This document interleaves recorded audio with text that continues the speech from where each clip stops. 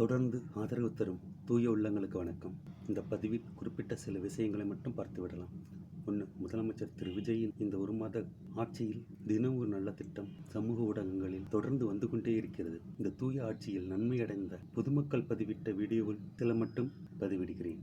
கடந்த 19 வருடங்களாக குவைத்தில் பாஸ்போர்ட்டை இழந்த மயிலாடுதுறை சேர்ந்த ஒரு பெண் 19 வருடமாக குவைத்தில் இருந்து தகவல் தெரிவித்தும் எந்தவித நடவடிக்கை இல்லாமல் தாவைக்கா பொதுச் செயலாளர் திரு ஆனந்தின் உதவியாளருக்கு தகவல் தெரிவித்த உடனேயே பாஸ்போர்ட் ரெடி பண்ணி அந்த பெண் 19 வருடம் கழித்து சென்னைக்கே திரும்பிவிட்டார். இந்த நிகழ்வு மிக மகிழ்ச்சி தருகிறது. அடுத்து என்னமோ கட்சி ஆரம்பித்து 2 வருஷத்தில் ஆட்சியை பிடிச்சிட்ட மாதிரி முதலமைச்சர் விஜயை பார்த்து ஏராளமானவர்கள் அரசியலுக்கு வராங்க. தன்னுடைய வாழ்நாளில் கடந்த 30 வருடமாக ஒவ்வொரு நாளும் தன்னை அரசியலுக்காக தயார்படுத்தி கொண்டு தகுதியை வளர்த்து கொண்டு அந்த லட்சியத்தை நோக்கிய பாதையில் பயணத்தில் சிறிதும் வழிமாறாமல் வெற்றியடைந்த 2 மாபெரும் தலைவர்களில் 2ஆம் அவர் மாண்புமிகு முதலமைச்சர் திரு விஜய்.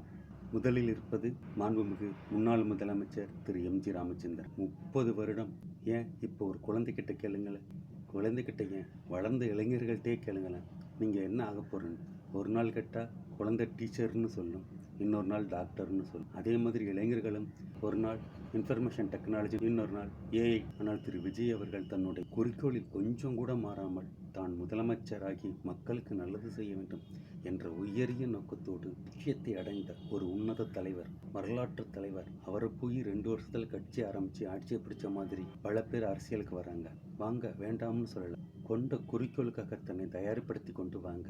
வெற்றியோ தோல்வியோ ஒரு கை பார்த்திடலாம்.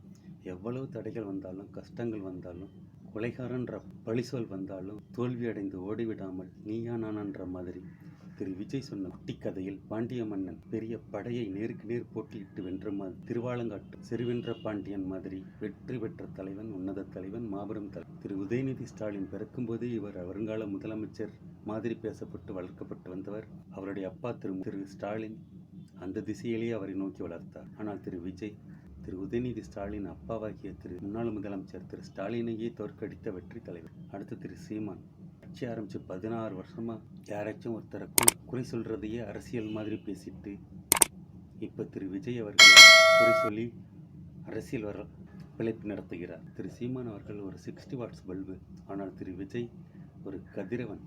அந்த மாபெரும் வெளிச்சத்தின் முன் 60 வாட்ஸ் பல்ப் கம்பீரம் இழந்து காணப்படுகிறது. இந்த படத்தில் பாருங்களேன், திரு விஜய் அவர்களின் கம்பீரம் எப்படி இருக்குது, திரு சீமான் அவர்களின் மங்கிய கம்பீரம் ஒடுங்கி போய் நிற்கிறார். இதுதான் கேரிஸ்மா.